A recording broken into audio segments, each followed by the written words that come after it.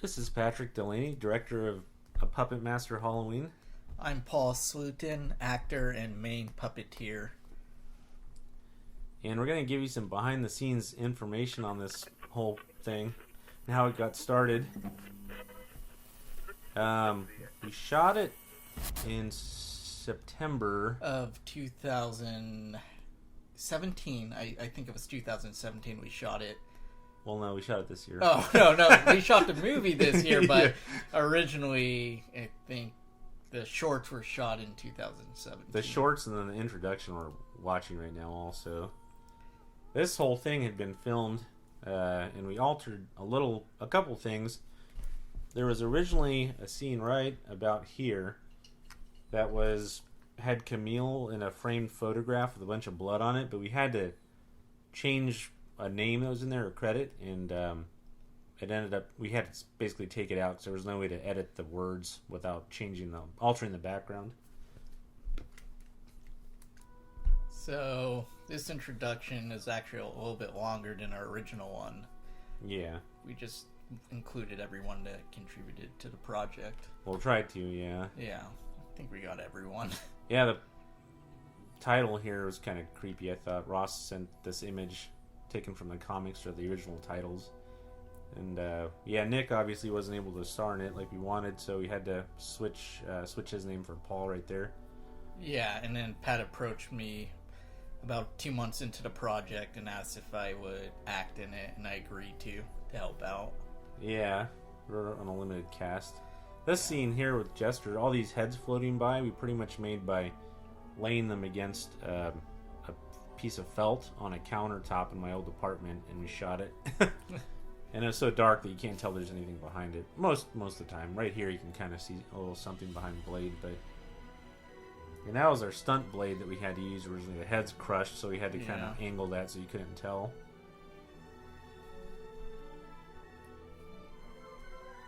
We actually hired Vanessa Chavez on. She does a lot of professional makeup for Hollywood, actually. I think Pat's known her for quite a while now. Yeah, she was a childhood friend. She helped out a lot. Yeah, she was great. She came up, I asked her, I think 2 weeks before we started shooting. I had mentioned the whole thing to her before, but I wasn't sure if she was going to be able to make it to help us shoot, and thank God she did. Otherwise, we probably wouldn't have had anything near as good as what we were actually rushing up to get up here, because I think we were planning on shooting right away before it got dark, but... Yeah, it didn't pan out. They got to my house, and I think it was 9:30 about when we started shooting, or close to 10 at night. Yeah. And this part here, kind of the establishing shots are supposed to be Bodega Bay, but these were stock. This was just stock footage. I would have liked to do drones, but we didn't quite have the budget for that. Yeah, we're on a limited budget. Yeah, we didn't have a budget. Yeah, and this is kind of reminiscent of the font from Littlest Reich, just to kind of include like references to all the different movies that there was from Puppet Master. And I thought that was a kind of a cool take on Bodega Bay. It looked more like an actual bay. Yeah. Even though it could be the ocean over to the right, but you can't tell. It's just the way it's framed. Leave it up to the imagination. Yeah. So, this scene coming up, we actually shot the second day, I believe. Yeah, it was the second day in the evening. There's actually a different take of this truck pulling up that I tried to cut together, and it just didn't work. It's just too big. Yeah, pretty much. And right here on the lawn, you can see all these leaves, nice and colorful. And those were actually, since it was September, all the leaves weren't turning quite how we wanted them to be. So we had to go buy fake leaves at Hobby Lobby. They were in a string. They just kind of cut them apart and then threw them all over the front yard. Placing them everywhere. Yeah. It looks pretty real, though. Nobody can really tell the difference. You don't see them also either that close. I just realized I'm like fidgeting with my keys to open the door even though the door's unlocked. And then this was a pretty fun part because they gave me free beer. Got a drink of beer. Yeah. And all the sounds I had to dub in, like the wrappers or the paper bag, or him setting the bowl on the counter right now. We also used Child's Play candy, another Easter egg, something you caught. Was that intentional? Because I didn't plan that. No, here did I. Yes. I think someone on Wonder Reviews called it out, though. Oh, okay. Yeah. That was just a funny coincidence. And then Vanessa came up with the Oktoberfest beer. I was like, what should we get? What kind of beer should we get for this? And she's like, oh, Oktoberfest. I'm like, sweet. She has a really cool beer opener. That was pretty interesting. Yeah, and then right here, if you notice in the background, there was a couch there in the kitchen. It's because we had a couch and we had to move. I had 2 couches and we had to put one of them in the kitchen to make the living room look a little more normal than our actual real life setup in here. Yeah, I think the cast was actually taking breaks on it at one point. Yeah, everyone was hanging out in there in between takes. And pretty much all day, like at end of the night time, having alcohol. This was a fun scene because I got to eat chips on the couch where you guys were discussing the next scene. Yeah, trying to set up the lighting and stuff. And I had to sync all the sound for the movie, which was kind of tricky to do. And the files were massive, so I had to cut it in sections and then form the whole movie at the end. I have never seen this movie before. You need to watch this. This guy's hilarious. It's like, they're coming to get you, Barbara. Johnny, stop that. Yeah, they're pretty funny. Oh, man. And some people mentioned that it was kind of slow, the movie in the beginning, which is okay by my, like, I don't care, just because we wanted to have more of a plot to it than just Jump right the in. puppets just randomly show up and just all of a sudden start terrorizing someone before you even get a chance to see the character at all. Yeah, and plus we wanted to lead up to a sequel eventually. Right. So, let's see. Yeah, the jump scare there. It's like, this I thought was kind of a fun way that we were able to add dialogue without actually having people talk in it. Because like you said, we didn't use any of the real sound because the camera speaker is awful. And I didn't have any way to get good sound. Even this part, I had to text Paul in Sacramento. And I was like, Paul, I need you to say Sparky. And I had to dub the whistling. Can't really whistle. I was actually working when you text me, and I literally had to get out of my chair at work, go outside into the hallway, and start recording sounds. Yeah. It was intense. He also did all the puppet voices, like every puppet Chester, Pinhead, and Blade. And all that. Oh! Yeah. Just pretty. Yeah, and these little captions were fun to put in there. I thought that was a nice touch to it. Yeah, I kind of gave it a little credibility, I thought. There's some more stock footage. Just for shots I didn't have time to go sit outside. That movie's going on forever. Yeah, it's a long movie. I still have to see it. Same shot again. Yeah, it was actually a single shot, and I split them apart, some of them, just because I had to use them at different points. Yeah, you did a pretty good job on the editing on this. Oh, it was fun. Yeah, it's one I of bet. the best parts. This part we actually shot the second day with the package early in the morning, but then this piece with Pinhead was shot later in the evening. Yeah, Vanessa did a really good with the puppeteering work on him. Yeah, she's behind the tree there, and I kind of just shift around. And if you notice, there's no actual package right now when it shows Paul reach down to grab it, but so we had to cut that with when we filmed the package. See right there, it's actually missing. Oh, there it is all of a sudden. I like the wrapping job that Kaylin and Amanda did on it. For the Halloween theme, it came out really good. I think it went well with the leaves as well. Yeah, it turned out really good. Yeah. And this crate, it's kind of like a callback to Dead Silence when they get the package with the ventriloquist dummy in him. Yeah, you actually had this crate for a while now, like 2 years. Yeah, 2 years. You made it. I remember that. And we were planning to shoot the film 2 years ago and it just never panned out. Yeah, last year kind of fell apart. Sorry, guys. Ran out of steam. Hopefully we can do like one a year at least. The other, it's pretty fun. I did not know it was written on the card either. You did not tell me, and so you just wrote like a bunch of boo boo boos on it. Yeah. So his reaction's genuine right here. Not impressed at all. You can see the tripod in the background if you look closely, and the couch once again because we couldn't keep moving it back and forth. Oh, there it is. Yeah, there it is. Oh, but nice. yeah, and this crate was a lot of fun to build. It actually comes in handy. I store stuff inside of it, and it was more of a pain to make than I thought it would be. How long did it take you to make that? God, I think like just a day maybe. It was just measuring it, I think, more than anything. With my math abilities. I remember I gave you the wrong measurements and you cut it wrong. Remember that? Yeah. We used the alternate Jester outfit in the other short we did, Paul's old Jester, which was the part 1 costume. We currently don't have that one anymore. Yeah, maybe in the next movie we could...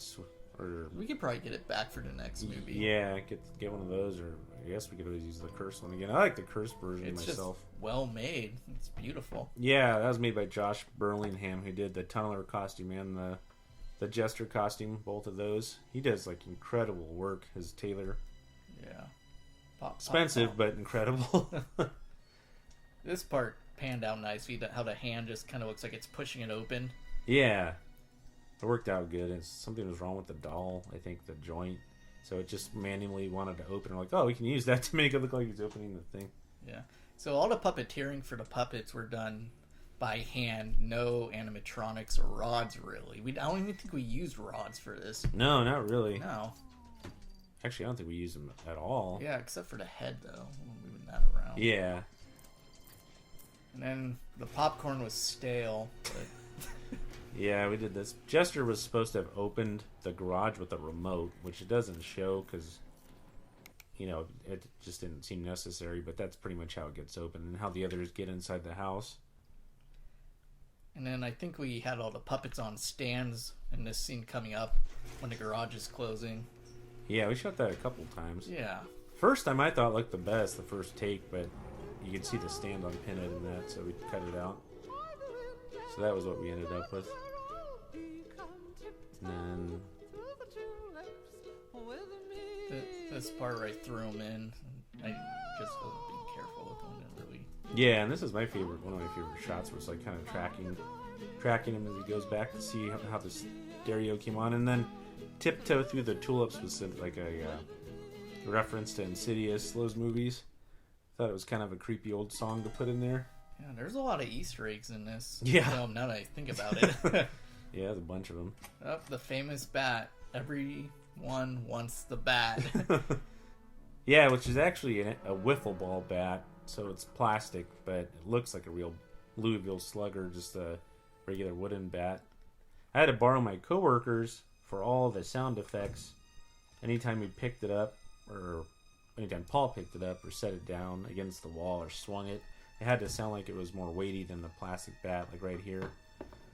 So that's kind of... I felt like such a badass with that in my hand. Like, you just go and, like, whack anything Yeah. I wanted. Yeah, I think you and Kaylin both knocked over something at some point, carrying it around and messing around with it. And then, so this is where we actually, the first stuff we shot was right here. This was right after they got to my house on Friday night. So that was like 9:30 to like 4:30 in the morning we were shooting. Yeah. It's like hours and hours for 2 minutes worth of footage, but to record all this and all the different takes. Right here with Jester moving, we did that like 4 or 5 times. And this is everyone's favorite part, getting punched by Pinhead. Yeah, let's stop it right there. All right. So, yeah, so...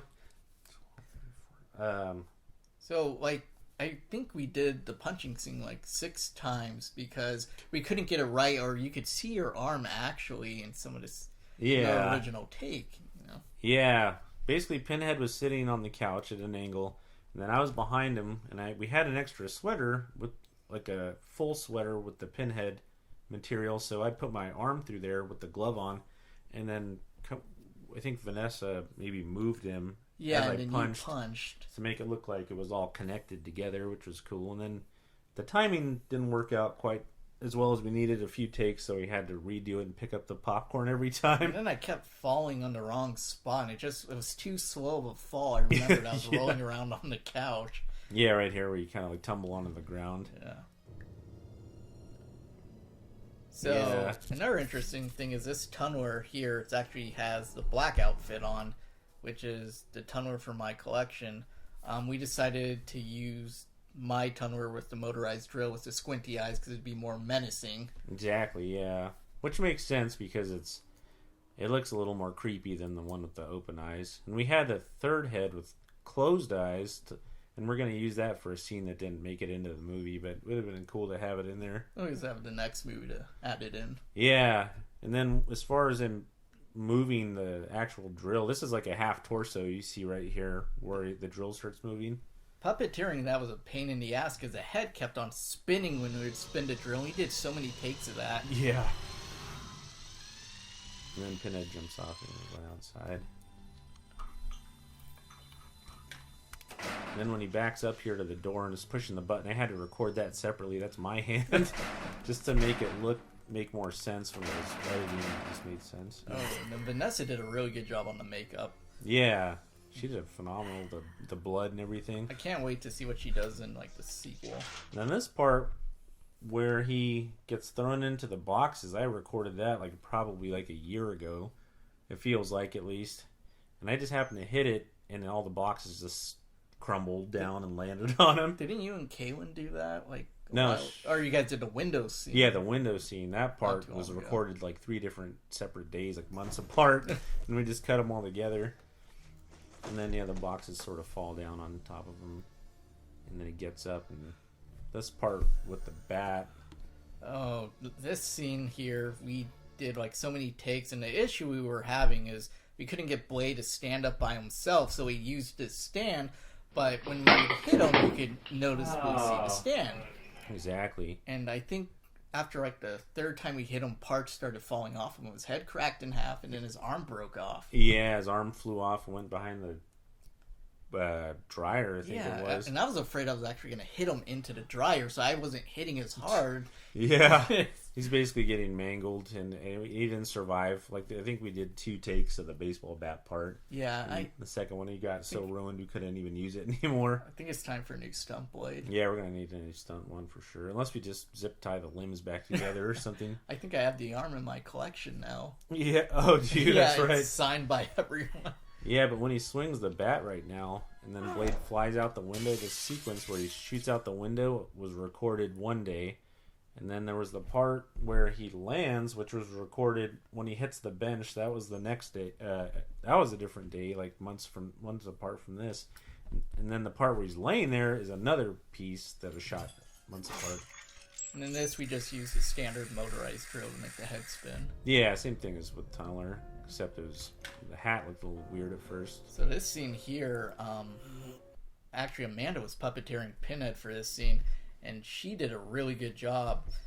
And she hit me in the face pretty hard with the bat. I mean, that left a bruise. Yeah, this was probably my favorite scene with Pinhead, because I felt like it showed how strong he actually is. He can catch a bat and sort of smack you back in the face with it, and still jump down to try and strangle you after.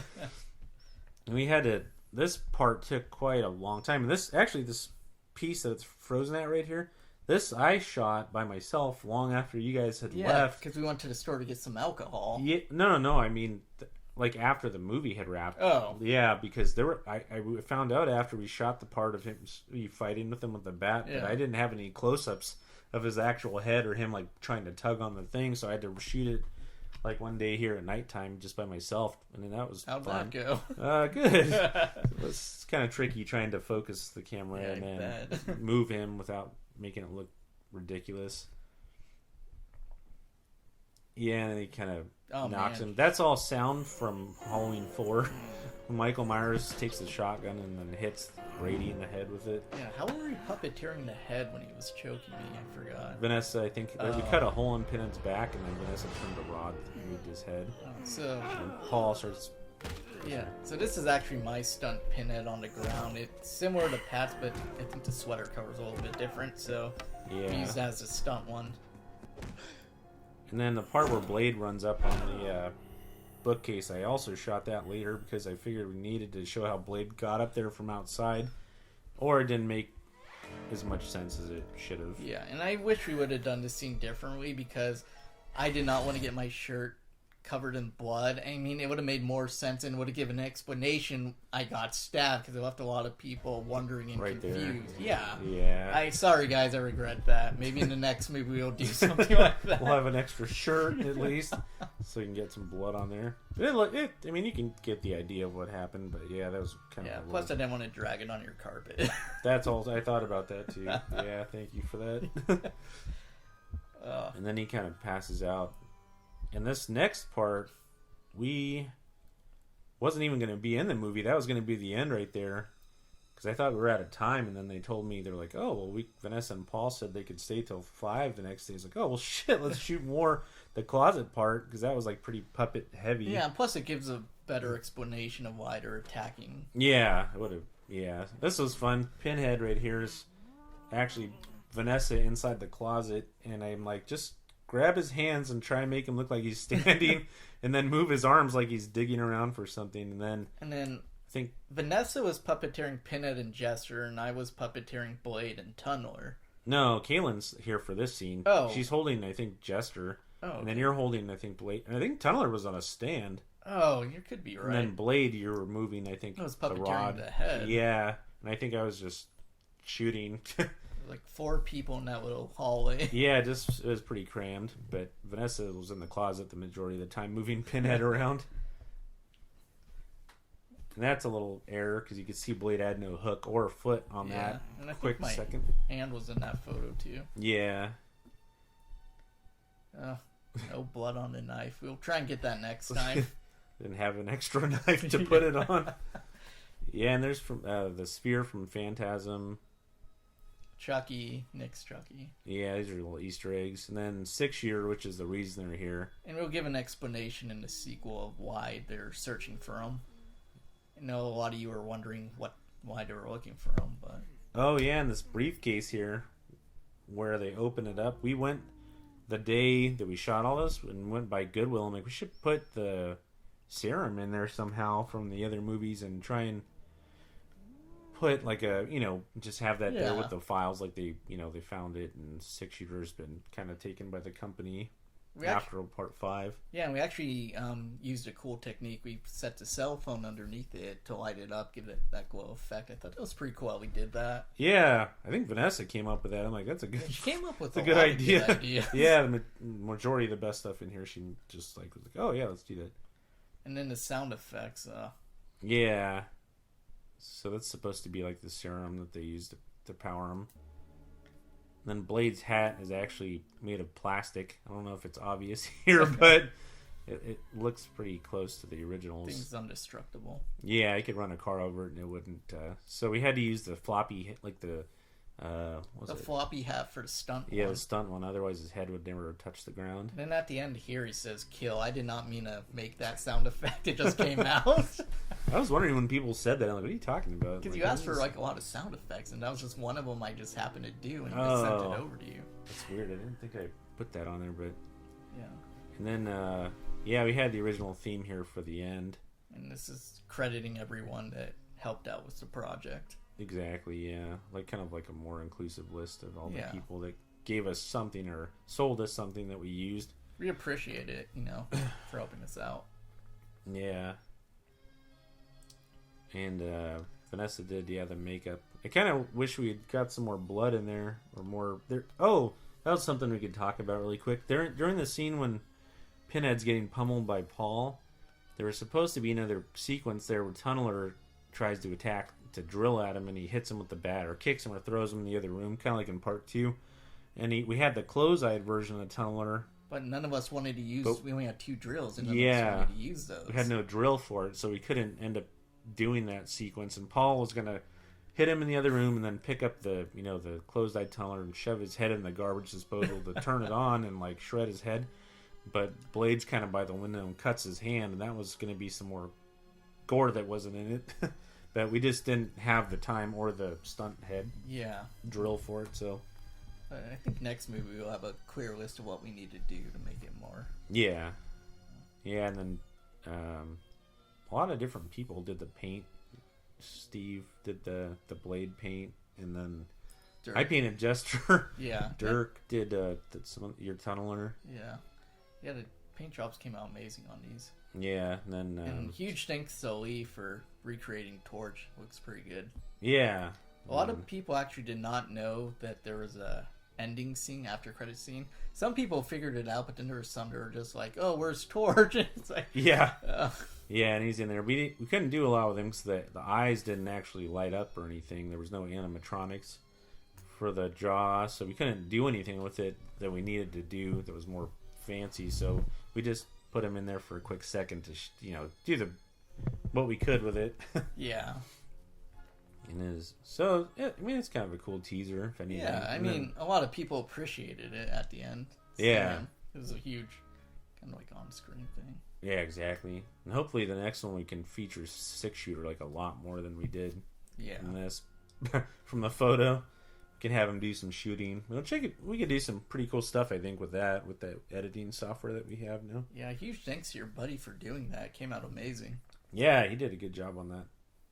And this scene here was like shot early in the morning. Yeah, this was like the last thing we shot Saturday night when we thought we were wrapping up. Yeah. And I think it was like 2:30 in the morning or 1:30. Was...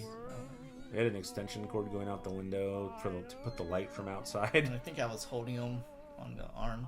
If you look at this scene right here, Blade is walking across the fire. Well, I did not notice that at first when I watched it. Oh, you didn't see it? You had to tell me that. Oh, yeah.